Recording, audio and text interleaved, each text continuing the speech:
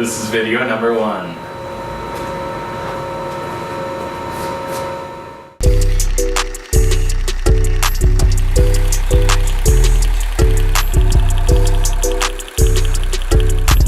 Just be that for 20 minutes. That was very insightful.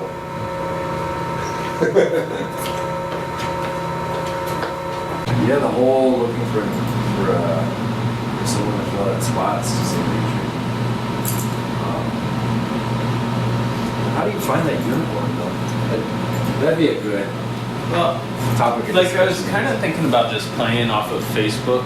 Yeah. And just saying that we're looking for either collaborators or partners in the different businesses. Yeah.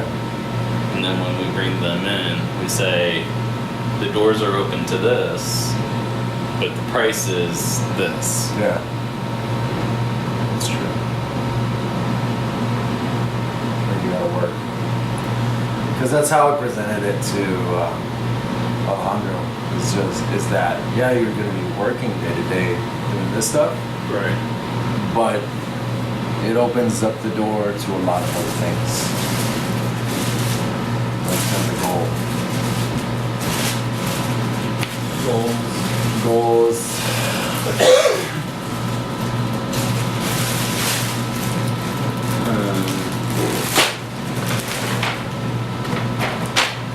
Because I'm crazy. Episode 1 is off to a ringing start. What? Episode 1 is off to a great start. Oh, there's a camera in our face. There's gold until there's a camera in our face. That's true. That's true. It's alright, we'll warm up. I know. I mean, you know, the day just kind of got started.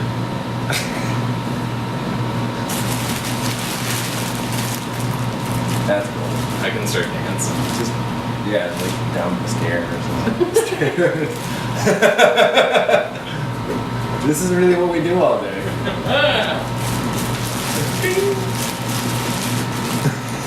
Oh, hi, welcome to San Francisco.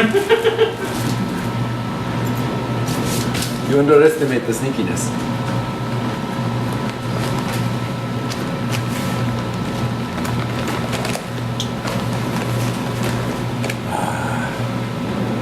Oh, you know what would be a good topic of conversation, I think, would be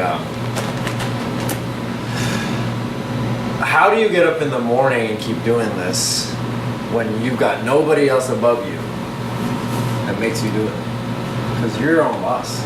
You are your own boss. I had this conversation with Alejandro last night, and he said the setup that they had back in Costa Rica when he was really producing art was really nice. Like, he had a gallery and he was collaborating with another artist who they had a space to do it, and so there was reason for him to show up.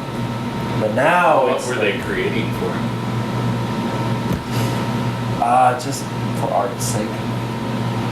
For their own art's sake? I believe so. So their motivation was themselves, Yeah. not Yeah, selling their art to to people. tourists. Yeah. And that's the biggest part, is finding your own motivation. Your driver. Yeah. Because I told him, because with Alejandro and I think a lot of other artists, what tends to happen is you kind of want to just make work for yourself. And so I'm like, so what are you waiting for? Some like big inspirational moment. And he was like, no, it's the space. So that means unless you have the space, you just can't produce anything. Because my space hasn't always been that great. Zach's space is, we're getting there, but we can always use a much better space. More space. More space. We can go to outer space. Just have embroidery machines floating around in space. But I was like, the thing is, like, for me, it's like, I know you want to be passionate about it, but you kind of have to turn it into a job. Like, you have to show up. Like, that calendar, like, it's funny how much I look at it. Even here. Well, that's why I put it there. Yeah. So yeah, that it was works. in your face. Yeah, it works. I'm like, what am I doing? Oh yeah. It's like I kind of, that's who I answer to now. Well, that's why I started doing my daily to-do list. Yeah. And at the end of every day, around 5 o'clock, I have an alarm on my phone that says plan your next day. And then I go through and I tear off today's list for my planning of tomorrow's list. I go through and say what I did today and what still needs to be done tomorrow. Yeah. You're prioritizing that based on, well, everything that you do has money attached to it. And as many times as I've tried to keep it online so that it was mobile everywhere, that never worked out because then I'm just pulling up my phone every 2 seconds. Yeah. That's true. Whereas when I'm writing it down, one, it really sinks in up here. Yeah. And 2, I've got that visual in my face sitting on my desk all the time. And then I've got 20 other notebooks of to-do lists for just overall things that I need to accomplish. So that's what keeps eventually. you. So you show up, you do your own work because you have to anyways, and you have people to answer to. I wonder if it's also the customers. Well, it also the customers are a big part of why I got to push deadlines. Yeah. And you know, I end up setting the deadline for most of my customers unless they're like, can I have it by this date? Because usually they're like, well, whenever you get it to me. Yeah. And instead I say, I'll get it to you in a week. That would be a good question. Like I would ask Alejandro, I guess like any artist, is I think most people are scared of that accountability. Like for me, doing that for the longest time was weird. Mm-hmm. That's why like I fought Casey on it until I realized that I was drowning in my days because I didn't have anything. And then I did that and I was like, okay, makes sense.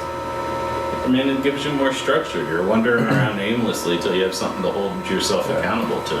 And then there's the customer part where it's like, I think I remember hearing people who write newspapers and magazines don't have the option of writer's block because they always have to produce something. Mm-hmm. So you just have to kind of keep making it, and then you look at everything that you've ever done from the start of your career to the end of your career as what defines it, and not like 1 or 2 simple like pieces. And it's also a big part of who you surround yourself with. That's true. I mean, if you surround yourself by people who don't want to be productive, then you're sure as shit not going to be productive. Well, I think that's kind of the big problem with us, like beginner artists who isn't a pro. Like they just kind of want to wait for inspiration. I know, like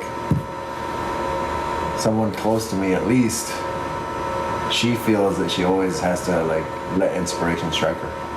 And it's like, I don't have that luxury. Like as soon as I start a contract with someone and start doing videos, like it's just every day I'm constantly stressed out. Like I look at my schedule, I'm like, do I have enough time to edit this video? Oh God. So that's always a constant thing. But time is a construct. No, but seriously. I constructed it. You sit there and you stare at the time and then worry about how much time you have to complete something instead of just jumping in and seeing how much you get completed. Yeah. So you just got to jump in and see how much you get completed and then worry on the back end, all right, do I have more time to finish this or do I have another time slot available? Does that still bug you? Huh? Does that still bother you? Because I know sometimes, like I know most Cutting of the time. things off? Well, no, most of the time you just act and execute. But but there are other times I think when things get really overwhelming, you're now having to like pick which of the more pressing things is the most pressing, and you kind of get overwhelmed. I'm constantly in that space, and I'm trying to get out of that space. But like last week, you know, things were so busy and there was so much to get out the door that I ended up letting go of prioritizing anything other than what needed to get out the door. Yeah. And it got done. Yeah, it got done. Yeah. To some degree, I had a schedule. Yeah. But now we're kind of in a space where we have more wiggle room on production time. Granted, I still need to call these customers and say their stuff's ready. Yeah. But like Suzanne from Sun Hydraulics asked me if those were ready yet, and I said no, but I'll go ahead and get them on the machine because I've got the room to play with now. Yeah, it always keeps shifting because I almost feel like next week if you get slammed with a big order, it's gonna be the same chaos again. And I think that's why we started talking about pricing, but that's a different topic for another day.